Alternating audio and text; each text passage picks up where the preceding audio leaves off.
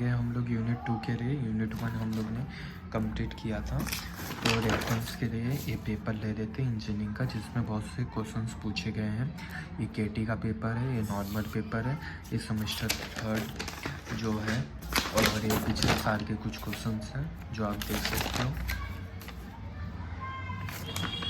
तो बढ़ते हैं यूनिट 2 की तरफ। इसमें हीट ट्रांसफ़र है, इवैपोरेटर है, डिस्टिलेशन है। तो इसमें क्या क्या सब नहीं पढ़ना है, सिर्फ इम्पॉर्टेंट चीज़ पढ़नी है। ये सब मेन चीज़ है जिसमें आप नोट डाउन कर सकते हो। अभी एप्लीकेशन, इवैपोरेटर क्या होता है? ये प्रोसेस होता है in which liquid transport into the gas. Distillation क्या होता है? प्रोसेस ऑफ सेपरेशन कंपाउंड या फिर उसको प्यूरिफिकेशन करने के लिए हम लोग इसको यूज़ करते हैं। डाइंग हम लोग रिमूव करते हैं वाटर या उसको सुखाते हैं। ये स्टेराइजेशन, ये हमको माइक्रोबायोलॉजी में है, सिंपल सी बात है, किलिंग ऑफ बैक्टीरिया और micro organism. Heat transfer mechanism, इसमें 3 आता है, condensation, convention, radiation. Condensation heat transfer होता है एक बॉडी से दूसरे, दूसरे से तीसरे, तीसरे से चौथे, बस। कन्वेंशन ये transfer of heat through the movement of liquid, ये मूवमेंट ऑफ लिक्विड से होता है, मतलब यहाँ से जो आप देख सकते हो। Radiation in which heat directly transfer without medium. Electromagnetic waves, sun heat to water for vaporization. और ये वेव्स लॉ है, ये इतना कुछ पूछा नहीं गया है। फिर ये हम लोग का कंडक्शन है, transfer of heat through a solid material, it may be through fluid but should be in stationary. फिर ये भी नहीं पूछा गया है ज़्यादा। Conduction, it is the mode of heat transfer which occur mostly in liquid and gas. In this method, heat transfer take place with the motion of when we boil water. We have seen bubbles and current develop in the water on carefully observation. Radiation, it is another form of heat transfer. It does not require any medium and can be used for transfer to magnetic. Simple सी बात है, ये है, यहाँ से ये ऊपर होगा, फिर इधर रेडिएशन है, सन है, ये इवैपोरेट होगा, ये जो वाटर है वो गैस में कन्वर्ट होगा। फिर उसके बाद हीट इंटरचेंजर और हीट एक्सचेंजर है। ये क्या होता है? डिवाइस होता है जो ट्रांसफ़र करता है हीट को लिक्विड टू अनदर। जैसे कि ये कोल्ड है, ये हॉट है, ये दोनों का इंटरचेंज होता है और ये हॉट लिक्विड बन जाता है। हीट एक्सचेंजर लिक्विड हॉट सिर्फ एक्सचेंज होता है। फिर डबल पाइप हीट एक्सचेंजर, ये ऐसे होता है, कंस्ट्रक्ट रहता है, 2 पाइप रहता है इनसाइड द पाइप, यहाँ से इनलेट रहता है और यहाँ से आउटलेट रहता है। यहाँ से हॉट स्टीम पास होता है, फिर यहाँ से ऐसे ऐसे ऐसे करके जिगजैग बाहर निकल जाता है। फिर शेयर एंड ट्यूब एक्सचेंजर, इसका डायग्राम देख सकते हो।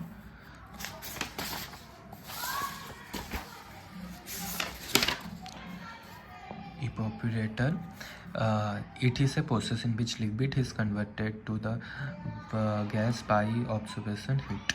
यहाँ से हीट डालेंगे, ये यहाँ से होगा इवैपोरेशन होगा। Liquid vapour pressure, evaporation gas.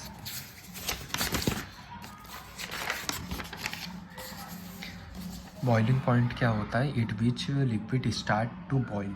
Vapour pressure, measure the tendency of matter to change into the gas और vapour state. Boiling point water का 100 रहता है, अल्कोहल का 68 रहता है।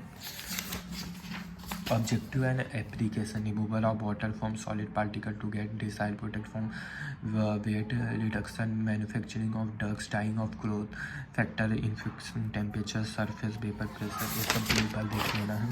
Humidity, wind pressure, temperature, surface जो टेम्परेचर है वो डायरेक्टली प्रोपोर्शनल है रेट ऑफ इवैपोरेशन से।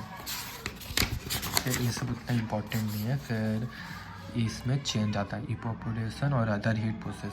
The resistance is considered liquid, ये सॉलिड हो सकता है लेकिन जो इवैपोरेशन होता है वो लिक्विड होता है। ट्रांसफर लिक्विड इनटू ए गैस, ये गैस में होता है, ये इसमें डिस्टिलेशन हो जाता है। ये purpose is to get concentrated liquid, इसमें क्रिस्टल्स फॉर्म हो जाते हैं। लिक्विड इनटू गैस, इसमें सप्रीमेशन होता है। Transfer of solid into gas, इसमें लिक्विड से गैस बन रहा है, इसमें डायरेक्ट सॉलिड से गैस बन रहा है। सप्रीमेशन का मतलब ये होता है कि वो वाटर के फॉर्म में नहीं होगा, उधर होगा। इसका बेस्ट एग्जाम्पल है केरोसिन। जो कैलोसिन रहता है, मतलब पता हो कि ना, उसको हम लोग रखते हैं तो हवा में ही उड़ जाता है। फिर उसके बाद स्टीम जैकेट केटर है। The principle use in this evaporation in which same चीज़ चिपकाना है। ये यहाँ से जाएगा, यहाँ से इपोपुलेशन होगा, बस। वर्किंग फर्स्ट सॉल्यूशन इस प्रेजेंट कहता है। सीधी सी बात है, सबसे पहले इसका वर्किंग कैसे होगा हम लोग उसके अंदर डालेंगे, फिर सप्लाई करेंगे जैकेट, उसके बाद इपोपुलेशन चालू होगा, फिर उसके बाद सॉल्यूशन अब्जॉर्ब होगा, जैकेट में स्टार्ट होगा, फिर कन्वर्ट होगा वेपर प्रेशर में, फिर स्टीम कंडक्ट होगा, और फिर लास्ट में हम लोग का वो आ जाएगा। अब ये यूज़ क्यों करते हैं? It is use for the aqueous steam and transport. Merit मतलब एडवांटेज क्या है? It is use has both small and large scale में, इसको दोनों स्मॉल और लार्ज स्केल में यूज़ कर सकते हैं। सिंपल कंस्ट्रक्शन रहता है, easy in use, cleaning and also it maintenance. Demerits क्या है? Not suitable for heat sensitive. अच्छा, कोई भी हीट सेंसिटिव रहेगा तो उसमें हमें यूज़ नहीं कर सकते। हीट इकोनॉमी इज यूज़, ठीक है। और horizontal tube evaporator, in this evaporator take place through a tube which are horizontal fitted. Steam pass through the tubes and liquid outside the target cat absorb heat. इसमें कुछ नहीं, same principle काम करता है। वो इपोबरेटर होता है, उसका डायग्राम ये है। यहाँ से वेपर प्रेशर होगा, इधर हम लोग का पानी और वो है, ये यहाँ से ऐसे हो रहा है, यहाँ से वेपर निकल रहा है। हॉरिजॉन्टल ट्यूब इपोबरेटर, सेम चीज़। एक कंस्ट्रक्ट है, लास्ट सिलेंडर बॉडी है, स्मॉल ट्यूब्स है, फेट है। It is made up of cast और प्लास्टिक से बहुत से हो सकते हैं। 25 to 36 इसका डिस्टेंस हो सकता है। First feet in time through indent and steam enter for steam, ना स्टीम रिलीज। फिर ट्यूब्स वेपर प्रेशर, इसमें सब में सेम ही यूज़ हो रहा है। Use for non liquid solution, उतना पूछा नहीं गया क्वेश्चन। क्रैम्पिंग, फेमिंग, इपोपुलेशन, ये इम्पॉर्टेंट है। ये इस बार 2024 में क्वेश्चन पूछा गया है, ठीक है। Also no has station operating in this evaporator take place through a tube which are vertical field cylinder, heat pass through steam in tubes and liquid outside the. ये है उसका diagram. Cramping field evaporator, steam jacket रहता है, suppression press रहता है, यहाँ से यहाँ जाएगा, फिर यहाँ से वेपर होके सेपरेट हो जाएगा। Feed inlet from water and one pipe from less connect feed again and it water one product one from which we get product. Working भी सिंपल रहेगा, उसके अंदर डालेंगे, फिर वहाँ से वो एयर उसमें जाके पास होगा, बस। यूज़ ग्रीन लिक्विड, हम लोग प्यूरिफिकेशन के लिए मेनली इसको यूज़ कर सकते हैं। एडवांटेज क्या है? राज एरिया हमको प्रोवाइड करता है, हीट ट्रांसफ़र करता है, सूटेबल रहता है, हीट सेंसिटिव मटेरियल। हम लोग ने जितने भी देखे थे उसमें ये नहीं था, मतलब बहुत से मशीन इस पे काम नहीं करते हीट सेंसिटिव मटेरियल पे, बट ये काम करता है। और इसका सिर्फ डायग्राम फॉर सर्कुलेशन इवोपोरेटर, ये ऊपर से देख लो।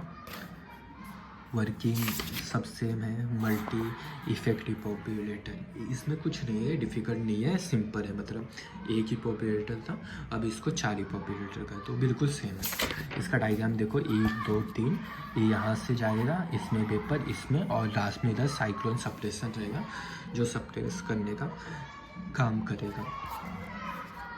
फर्स्ट, सेकेंड, थर्ड इपोबरेटर, बस। मल्टी इफेक्ट इपोबरेटर, यहाँ से स्टीम होगा, यहाँ से बाहर निकलेगा, इसमें कनेक्ट है, इसमें कनेक्ट है, इसमें चला जाएगा, बस। इसमें वही सब कुछ लिखा है, बस। फिर उसके बाद डिस्टिलेशन इस यूज टू प्यूरीफाई, जैसे हम लोग समझते हैं प्यूरीफिकेशन के लिए यूज़ होता है। हम लोग इससे अल्कोहल और वाटर अलग कर सकते हैं, क्योंकि हम लोग सबसे वाटर और अल्कोहल का जो बॉइलिंग पॉइंट है वो अलग अलग है।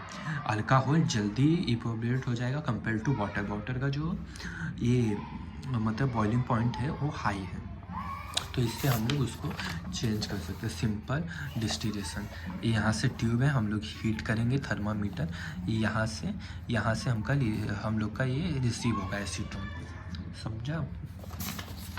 फिर मेथोलॉजी, फ्रेश डिस्टिलेशन, फिर फ्रेश डिस्टिलेशन भी सेम ही है, यहाँ से हीटर लगा रहेगा, ये लगा रहेगा, यहाँ से वहाँ जाएगा। Methodology fresh distillation separate for through boiling cross, जिनका भी क्रॉस रहता है उनसे सेपरेशन के लिए काम में आता है फ्रेश डिस्टिलेशन। बस बाकी सब इम्पोर्टेंट तो नहीं है उतना। स्टीम डिस्टिलेशन भी देख लो थोड़ा, in which we can steam from distillation नहीं, मॉलिक्यूल डिस्टिलेशन हाँ ये भी आप कर सकते हो, बाकी सब उतना इम्पोर्टेंट नहीं है। तो यहाँ पर यूनिट 2 कंप्लीटेड।